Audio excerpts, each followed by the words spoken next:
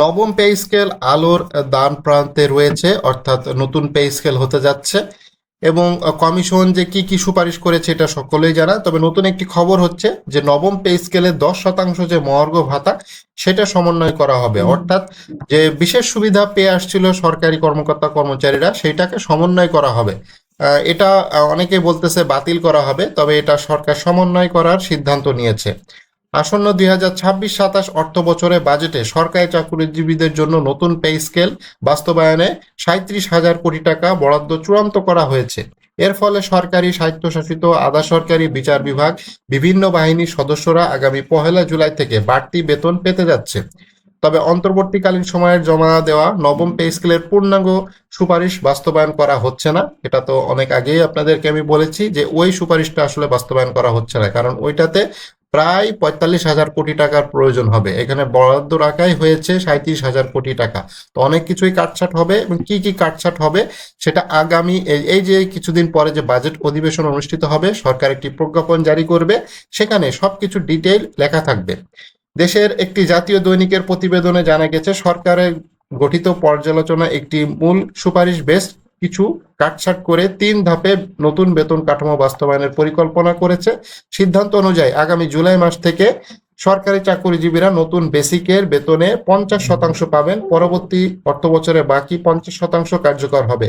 আর 2028-29 অর্থ বছরে নতুন পে স্কেল আওতায় বিভিন্ন ভাতা ও অতিরিক্ত সুবিধা যুক্ত করা হবে।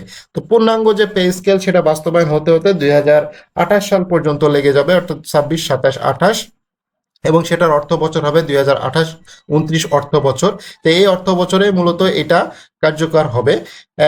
পে স্কেলের সঙ্গে সংশ্লিষ্ট সূত্র জানিয়েছে পূর্ণাঙ্গ কমিশন অনুযায়ী বেতন কাঠামো একবারে বাস্তবায়নে সরকারের অতিরিক্ত 43,000 কোটি টাকার প্রয়োজন হতো, যেটা আমি 45,000 কোটি টাকা বলেছি, এরকমই আসলে যে 43,000 টাকা কোটি টাকা প্রয়োজন হতো, সেখানে 37,000 কোটি টাকা মূলত সরকার জোগাড় করতে পারতেছে।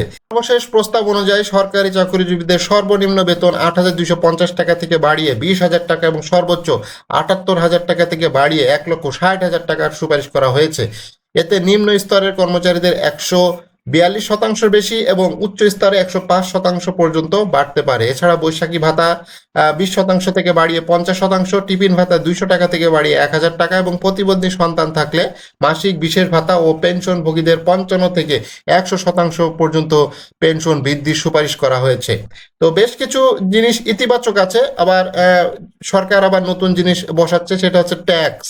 প্রত্যেকটা জিনিসের উপরে ট্যাক্স বসাচ্ছে সরকার। সেই ট্যাক্সের টাকা দিতে যে আসলে এই যে বর্ধিত যে বেতন, সেই বেতন আর হাতে কতটুকু থাকবে সেটাই এখন দেখার বিষয়। সরকার আসলে কি পরিমাণ ট্যাক্স ধার্য করবে সেটাই এখন সবচাইতে বেশি দেখার বিষয়। তো সর্বনিম্ন যে বেতন সেটা চতুর্থ শ্রেণী কর্মচারীর 20,000 টাকা, এইটারও 50% করে যে টাকা আসে সেটাই মূলত হবে, অর্থাৎ প্রত্যেকটা বেসিকেরই 50% করে এই অর্থ বছর থেকে বৃদ্ধি করা হবে। এবং এটার জন্যই সরকার কাজ করতেছে। এবং যে বিশেষ সুবিধা পাচ্ছে সরকার 10 থেকে 15%, যেটা সরকার মর্গ ভাতা বলতেছে, সেই মর্গ ভাতাটা মূলত সমন্বয় করা হবে। এই মর্গ ভাতা সমন্বয়ের সিদ্ধান্ত নিয়েছে এবং সমন্বয় করেই মূলত 37,000 কোটি টাকায় নেমে এসেছে সরকার। এটাই মূলত বাস্তবায়ন করতে যাচ্ছে। এবং নতুন পে স্কেলে কিছু জিনিস কাটছাট করা হবে, সচিব কমিটি এটা বলেই দিয়েছে। এবং সেই কাটছাটের বিষয়টা আপনারা সকলেই জানেন যে মূল যে পে কমিশনের রিপোর্টটা জমা দেওয়া হয়েছে সেটা পুরোপুরি হয়তো বাস্তবায়ন হচ্ছে না। সেটাকে কতটা আসলে কাটছাট করা হবে সেটাই মূলত এই বাজেটে বিস্তারিত জানা যাবে। সেটার জন্যই সরকার কাজ করতেছে, অর্থ মন্ত্রণালয় কাজ করতেছে। এবং সামনে যে বাজেট অধিবেশন অনুষ্ঠিত হবে ঈদুল আজহার পরে, সেখানে মূলত এই বিষয়ে সবকিছু জানা যাবে।